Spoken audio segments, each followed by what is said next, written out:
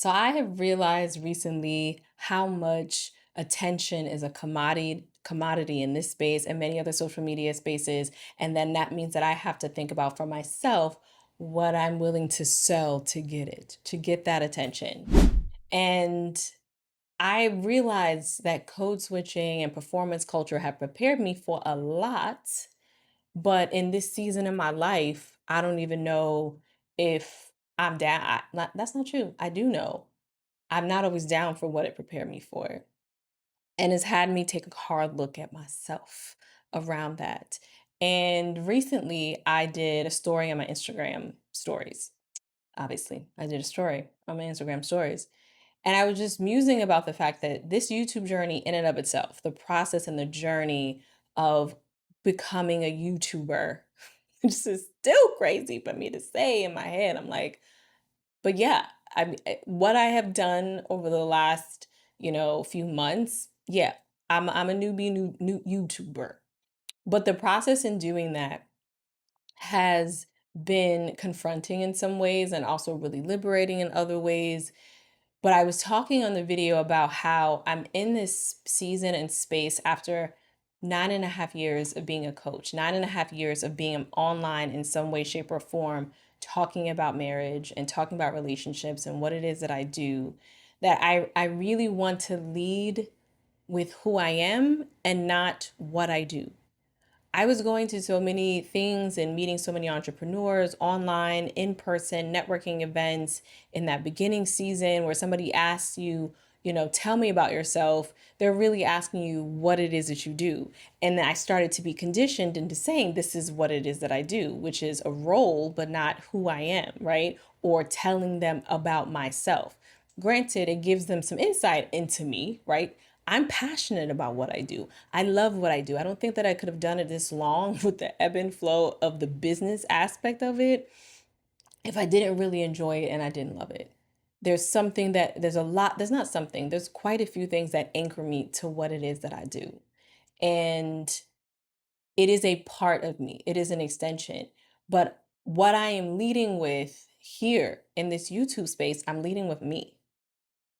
And I'm trusting that the way my mind works, I think in relationships, not just marriage, spouse, partner, but relationship to self, relationship to friends, relationship to my goals and desires, relationship to my kids, relationship to the environment that I'm in, relationship to how I engage with my neighborhood and certain organizations or things that I'm a part of. Like everything is relational. That's how I think. And so I don't have to be on and be like, I'm going to talk about this. I just need to trust that I'm going to press record and I'm going to say something that is true to me that'll be of value to someone else.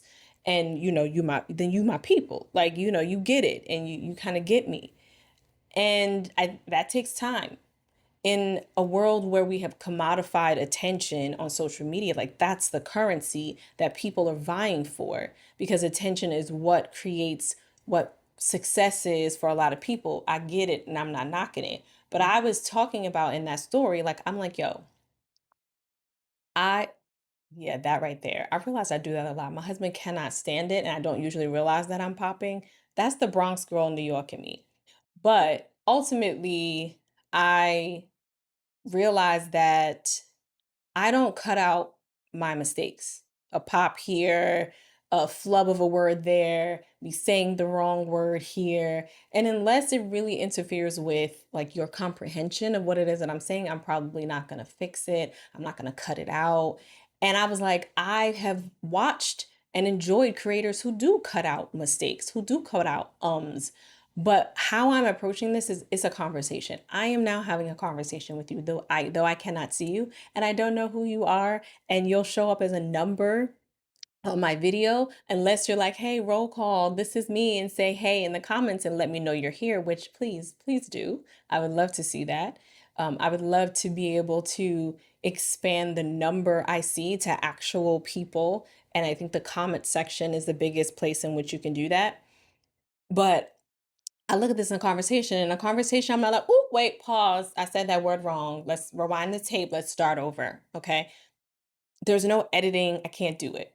And the cadence of conversation is just natural and it's just normal. And I appreciate that. However, I know that in this realm of attention grabbing social media and short attention spans, that might be strategic suicide. That might be like, you can't do that. That's a horrible strategy. And perhaps that's the point, because my strategy is to just come on here and be, and attract the people to conversation that are cool with this kind of conversation, are cool with, like, even this video. Like, I am having like a lazy Sunday. It's been raining all day here. It's rainy season, but it's been raining all day. It's been cloudy all day.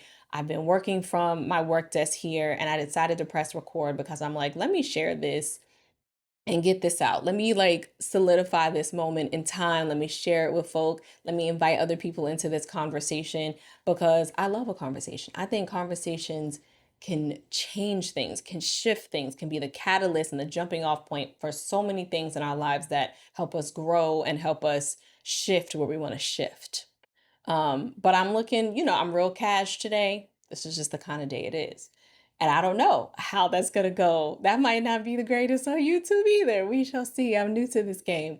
But I don't want to cut out the mistakes, because I want it to just be a conversation. I don't want to lead with what it is that I do, because in this season, I believe that what it is that I do is ingrained in all the parts of who I am, and that comes out.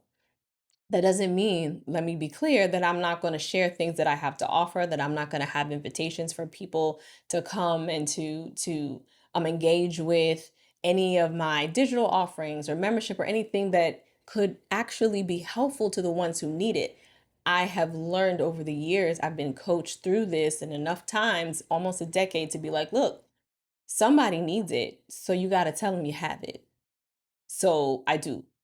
And I'm in this space to start with sustainability and talking about marriage in particular all the time, relationships and spousal relationship and romantic partnership all the time, while I love it, is not going to be sustainable for me. And that's what I did pretty much on Instagram. Even though I've been coached out of it in seasons, I really wasn't coached all the way out of it. And that was me. That was still my stuff. I'm like, this is how I'm supposed to show up, because I have to, let people know what it is that I have to offer and what it is that I do. And I'm like, I think somewhere along the line that gets muddy.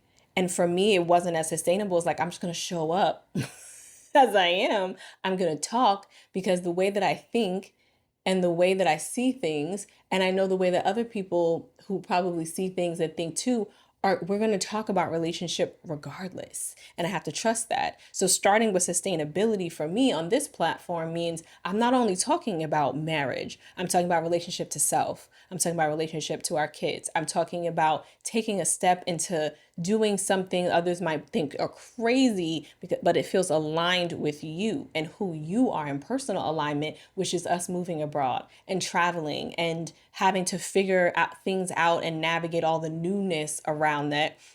Talking about finding my creative self again in my 40s and what that looks like. And all of these things are relational to me, all of them.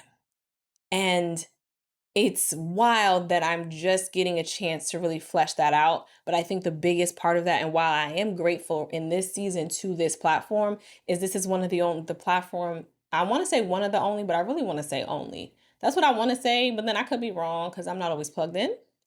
Because I'm not always plugged in. But this is like the only platform, or one of the only platforms, where you have long form video, where you can listen to someone or watch something for 10 minutes, 15 minutes, 30 minutes, 45 minutes, an hour plus. And this spaciousness, I feel, has allowed me, at least in my head and my mindset, I'm sure I was always allowed.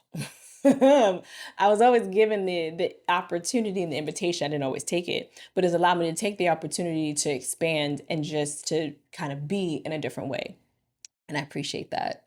And for us, I think we often have to remember that it might look different than somebody else, but we can show up in a way that feels aligned and authentic to us in spaces where other people may be showing up more polished or more professional or more whatever. Like I said that code switching taught me a lot. I think I said that in the beginning. Maybe I said it in my head, but like we work in corporate and you talk a little bit differently. And code switching is layered and it's nuanced, but I'm in professional or in or corporate environments, it usually looks like a change in tone and a change in posture and a change in how you dress and what you look like beyond just what's appropriate. Like you're wearing something appropriate for that space, but there's something about your demeanor that may shift. This is basically the tone of my voice on like an any given day. Am I having conversation? If I'm excited, yeah, it's gonna get a little higher. If I'm, being silly, it might get a little lower. Like, are you serious? Like I'm a very expressive person with my face, with my hands. I gesticulate. This is how I talk. When I was in corporate and I picked up the phone, I'd be like, "Hi, this is Imani from da da da da. How can I help you?" Or whatever. My voice is a little bit higher because if I picked up the phone with this tone of voice and said, "Hey, how you doing? This is Imani. How may I help you?" I sound disinterested. I sound like I hate my job. You know what I mean? Like it doesn't sound how you want it to sound. So that taught me that in certain spaces there were certain expectations, and in this space there may also be certain expectations, like I said, cutting out your ums, cutting out your mistakes, showing up in a certain way, having a certain aesthetic. Or what if you just showed up with intention and purpose and desire. And I'm still figuring out exactly how I want to show up in this space that feels real, aligned, and authentic to me. I'm doing that. But what more? What does that fully look like? How can I explore that? And I'm in a state of exploration in real time with you, which is great. You know what I'm saying? Like you get to see it becoming, and I also get to see it becoming, and I have a record of it, which I think is beautiful. And whatever community I create, ultimately, I'm in this for the long haul. That's why I want to start with sustainability. I want to be able to create a sense of digital and online community. Honestly, I have done that in very intimate spaces, 7 or 8 people. I've always kept very intimate, spaces, and that has felt good. And the potential for the long haul in on YouTube is to grow that sense of online and digital community into a bigger space where you're engaging in the posts in the community, where you're engaging with comments, where you're engaging in dialogue, where we can come off the platform and have like live, go live together or live videos or watch together with premieres. There are different ways in which we can engage online as community. I'm still building. And I'm like, whatever community I build, it needs to be a community that it makes sense for what it is that I'm doing and who it is that I am, and not some performative stuff because performing is not sustainable. Even actors who perform cannot perform all the time. You have to, it's exhausting. You have to take off the performance. But if you're not performing, then that's sustainable. If you just can press record and show up and talk and just be, and you can be, and I can be, and we can be, that's for me is sustainable. When I think of years down the line, because long haul, thinking long term on this platform, I want to build year after year after year, as I've done with in other short form platforms, like what is gonna keep me coming back when I don't feel like it? And it's the ability to just be and not be on. You feel me? If you picking up what I'm putting down, let me know in the comments. I'd appreciate it. Cause I heard a creator say that you don't want to go viral for something that you cannot stand talking about. I can't even imagine. Like that's realist. Now, like I'm not doing this in necessary. No, I'm not gonna say that because I'm not gonna block the blessing. I'm not gonna block the blessing. Okay, that's coming to me. So I'm not saying this. I'm not doing this to go. You know, if I want there to be reach, and I want there to be genuine reach. But whatever is the thing that makes it, skyrocket and go sky high, at some point in time, I want it to be something that feels good to me, that feels right to me. Not like, oh, snap, is that? I really don't want to talk about that. I should have never talked about that. See, I talked about that because I thought I was supposed to talk about that. I thought that was going to be the thing to get the eyeballs on me because, again, right, we're commodifying attention on these spaces. And I'm like, yeah, but there are people who will pay attention because they get you, they feel you, they're with you. And that'll allow me to lean in with without, I think, all the anxiety that can come and the resentment that can come when you're like, oh man, that's the thing. So that is the thing. And now look at me. Now I feel like I got to do this. Now I'm boxed in. Now I feel pigeonholed. And you just don't want to feel boxed. You just don't want to feel pigeonholed. So you as in me. You and me, us both. We don't want to be boxed in. We don't want to be pigeonholed. We ain't got no time for that. I'm looking at I saw it in my a glimpse in the mirror. Y'all are getting my hair chronicles in real time, y'all, because this is new. This is this is my, it's been less than a year since I've had this hair. Um, but yeah, I digress. But yeah, so alignment is paramount. Leading with myself and not what it is that I do is paramount. Trusting in myself when I press record is paramount. Having a conversation with you is paramount, and moving however whatever the time it takes, right?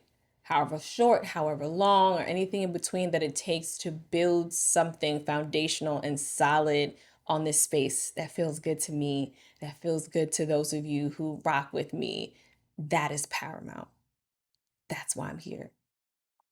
Um, and if that's something for you, if you are watching and you're like, you are in relationship, you are partnered, and you're like, I want to lean into community that feels good, that feels authentic, that feels like you're being held without judgment, and working on that connection and that communication in a way that folds into your busy life and your never ending to do list. I'm just going to say, hey, meet me down in the comments for the marriage culture. Check that out. That is my monthly membership. It's month to month, but check it out if that feels real and that feels good, if that feels true for you. And I'm also here. I'm also here to encourage and remind us to stay connected. Hey, in case you're new here, I'm Imani. That's why I'm here. Stay connected to ourselves, connected to our partners, and to creating a life that feels good to you, because we only get the one. So if that is your vibe, you resonated with what I've said here today, let's keep having this conversation. If it's your vibe, please subscribe. And thank you. Thank you for being here. I appreciate your time and your attention. See what I did there? And I'll see you in the next video.